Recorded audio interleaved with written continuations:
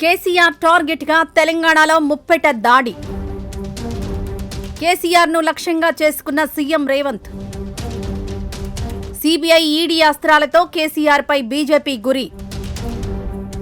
కవిత తిరుగుబాటు వెనుక భారీ రాజకీయ కుట్ర ఉందా? చంద్రబాబు రేవంత్ దోస్తీతో కేసీఆర్ కు ముప్పు. పవన్ కళ్యాణ్ ఎంట్రీతో మారనున్న రాజకీయ సమీకరణాలు. బలమైన నాయకుడిని అణిచివేసేందుకు శక్తుల ఏకీకరణ. కుటుంబంలో చీలిక ద్వారా కేసీఆర్ కు చెక్. తెలంగాణ అస్తిత్వమే కేసీఆర్ దగ్గరున్న బ్రహ్మాస్త్రం. గెలిపోటముల కంటే అస్తిత్వ పోరాటమే ముఖ్యమంటున్న కేసీఆర్.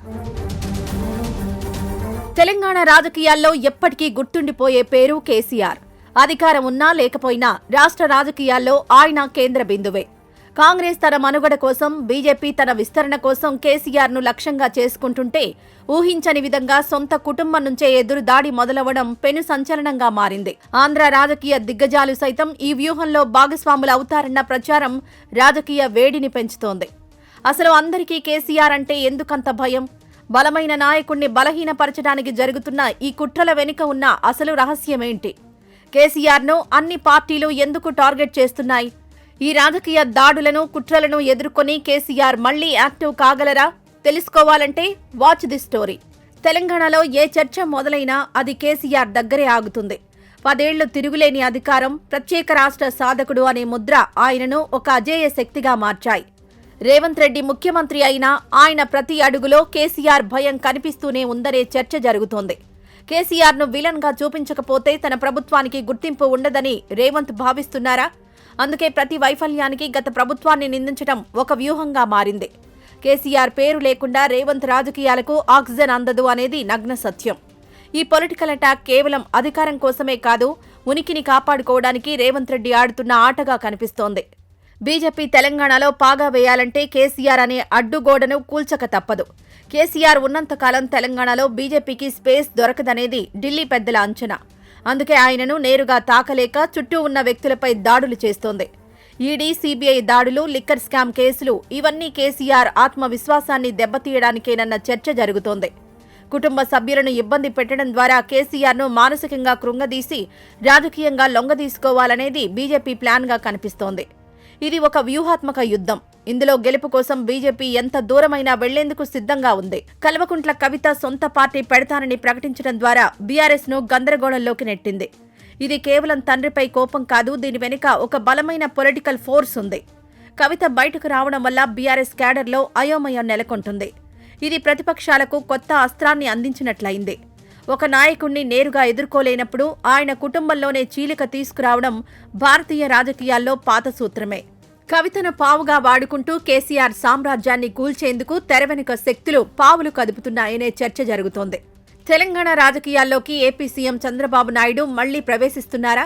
రేవంత్ రెడ్డికి చంద్రబాబు సహకారం అందిస్తూ కేసీఆర్ను దెబ్బతీయాలని చూస్తున్నారనే వాదనలు వినిపిస్తున్నాయి. ఓటుకు నోటు కేసు నుంచి మొదలైన వీరి మధ్య విభేదాలు ఇప్పుడు పరాకాష్ఠకు చేరాయి. చంద్రబాబు వ్యూహ రచనను రేవంత్ రెడ్డి అమలు చేస్తున్నారనే చర్చ జరుగుతోంది. ఈ ఇద్దరి కలయిక కేసీఆర్ కు ఖచ్చితంగా ముప్పుగానే కనిపిస్తోంది. ఆంధ్ర, తెలంగాణల మధ్య నీటి వివాదాలు, ఆస్తుల పంపిణీ సాకుతో కేసీఆర్ ను ఇరుకున పెట్టే ప్రయత్నాలు జరుగుతున్నాయి. వీరి లక్ష్యం కేవలం అధికారం మాత్రమే కాదు, కేసీఆర్ రాజకీయ ప్రభావాన్ని తుడిచిపెట్టడంగా కనిపిస్తోంది. ఏపీలో కింగ్ మేకర్ గా ఎదిగిన పవన్ కళ్యాణ్ ఇప్పుడు తెలంగాణ రాజకీయాల్లో యాక్టివ్ అయ్యేందుకు ప్రయత్నిస్తున్నారు. రేవంత్ రెడ్డి, చంద్రబాబులతో కలిసి పవన్ కూడా కేసీఆర్ పై దాడికి సిద్ధమవుతున్నారా? జనసేనాని తెలంగాణ పర్యటనలు, కొండగట్టు భేటీలు దీనికి సంకేతాలిస్తున్నాయి.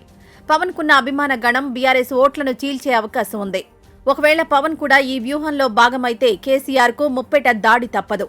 Pawan glamour, Chandrababu mind, Revanth mass image ఈ ముగ్గురు కలిస్తే కేసీఆర్ కోటను బద్దలు కొట్టడం సులభమని వారు భావిస్తున్నారు. రాజకీయాల్లో ఒక సామెత ఉంది, బలహీనుణ్ణి ఎవరూ పట్టించుకోరు, కానీ బలమైన నాయకుణ్ణి బలహీనం చేయడానికి అందరూ కలిసి వస్తారు. ఇప్పుడు కేసీఆర్ విషయంలో జరుగుతున్నది అదే. ఆయన దేవుడు కాదు, ఆయనలోనూ లోపాలుండవచ్చు.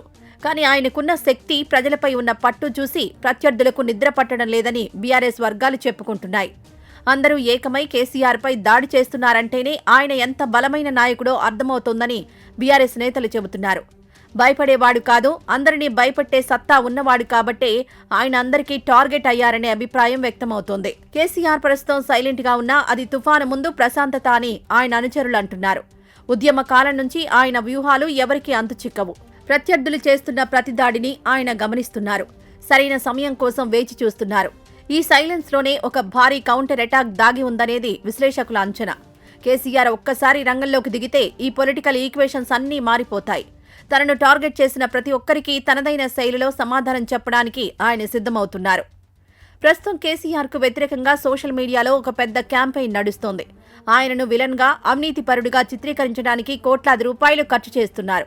కవిత రాజీనామా, కుటుంబ కలహాలు వంటి అంశాలను హైలైట్ చేస్తూ బీఆర్ఎస్ పనైపోయిందనే భావనను ప్రజల్లోకి తీసుకెళ్తున్నారు. ఈ నేరేటివ్ బిల్డింగ్ వెనుక కార్పొరేట్ శక్తుల హస్తం కూడా ఉందనే అనుమానాలున్నాయి. కేసీఆర్ ఇమేజ్ ను దెబ్బతీయడం ద్వారా తెలంగాణలో రాజకీయ శూన్యాన్ని సృష్టించాలని వారు చూస్తున్నారు. మళ్లీ తెలంగాణ సెంటిమెంట్ ను రగిలించడం ద్వారా తనపై జరుగుతున్న దాడులను తిప్పికొట్టాలని కేసీఆర్ భావిస్తున్నారు. ఆంధ్ర నాయకులు తెలంగాణ రాజకీయాల్లో తలదూరుస్తున్నారని, తెలంగాణ అస్తిత్వం ప్రమాదంలో ఉందని ఆయన ప్రచారం చేసే అవకాశం ఉంది. చంద్రబాబు, పవన్ కళ్యాణ్ల జోక్యాన్ని ఆయన ఆయుధంగా మలుచుకోవచ్చు. తెలంగాణను మళ్లీ ఆంధ్ర పాలకుల చేతిలో పెడతారా అనే ప్రశ్నను ప్రజల ముందుంచడం ద్వారా ఆయన సానుభూతిని పొందాలని చూస్తున్నారు. ఇది కేసీఆర్ అమ్ముల పొదిలోని ఆఖరి అత్యంత బలమైన అస్త్రంగా చెప్పుకోవచ్చు. రేవంత్ ప్రభుత్వం చేస్తున్న వైఫల్యాలను ఎండగట్టడమే కేసీఆర్ తదుపరి కార్యాచరణగా కనిపిస్తోంది. నిరుద్యోగుల సమస్యలు, రైతు బంధు ఆలస్యం, సాగునీటి ప్రాజెక్టుల నిర్లక్ష్యంపై ఆయన గళం విప్పబోతున్నారు. రేవంత్ రెడ్డి కేవలం రాజకీయ దాడులపైనే దృష్టి పెట్టారని, పాలనను గాలికొదిలేశారని ఆయన ఆరోపిస్తున్నారు. ప్రజల్లో పెరుగుతున్న అసంతృప్తిని తన వైపు తిప్పుకోవడం ద్వారా తిరిగి పూర్వ వైభవం సాధించాలనేది ఆయన ప్లాన్గా కనిపిస్తోంది. కేసీఆర్ మళ్లీ జనంలోకొస్తే రేవంత్ ప్రభుత్వానికి గడ్డుకాలం మొదలైనట్లేనని బీఆర్ఎస్ వర్గాలు ప్రచారం చేస్తున్నాయి. తెలంగాణ ఇప్పుడు ఒక యుద్ధ భూమిలా మారింది. ఒకవైపు కాంగ్రెస్, బీజేపీ, మరోవైపు టీడీపీ, జనసేన, మరోవైపు ఒంటరిగా పోరాడుతున్న కేసీఆర్. ఈ పవర్ పాలిటిక్స్ లో అంతిమంగా గెలిచేది ఎవరో చెప్పడం కష్టమే. కానీ ఒక విషయం మాత్రం చెప్పుకోవచ్చు. కేసీఆర్ ను ఎదుర్కోవడానికి ఇంతమంది ఏకం కావడం ఆయన రాజకీయ బలానికి నిదర్శనం. ప్రత్యర్థుల కుతంత్రాలను ఆయన ఎలా ఎదుర్కొంటారో, కవిత తిరుగుబాటును ఎలా అణిచివేస్తారో చూడాలి. ఈ రాజకీయ చదరంగంలో తదుపరి కదలిక ఎవరిదనేది ఆసక్తికరంగా మారింది. కేసీఆర్ కేవలం ఒక వ్యక్తి కాదు, ఒక వ్యవస్థ. ఆయనను రాజకీయంగా ఖతం చేయడం అంత సులభం కాదు. ప్రస్తుత దాడులన్నీ ఆయనను మరింత రాటుదేల్చేలా ఉన్నాయి. అందరూ కలిసి కేసీఆర్ ను టార్గెట్ చేసినా ఆయనకు ప్రజల మద్దతుంటే ఏ శక్తి ఆయనను ఆపలేదు. కానీ ఇంటి దొంగలే ఈ కుట్రలో భాగస్వాములవ్వడం ఆయనకు పెద్ద సవాల్. ఈ అగ్ని పరీక్షలో కేసీఆర్ నెగ్గుతారా, లేక ప్రత్యర్థుల వ్యూహంలో చిక్కుకుంటారా? కాలమే దీనికి సరైన సమాధానం చెప్పాల్సి ఉన్నప్పటికీ తెలంగాణ రాజకీయం మాత్రం కేసీఆర్ చుట్టూనే తిరుగుతోంది.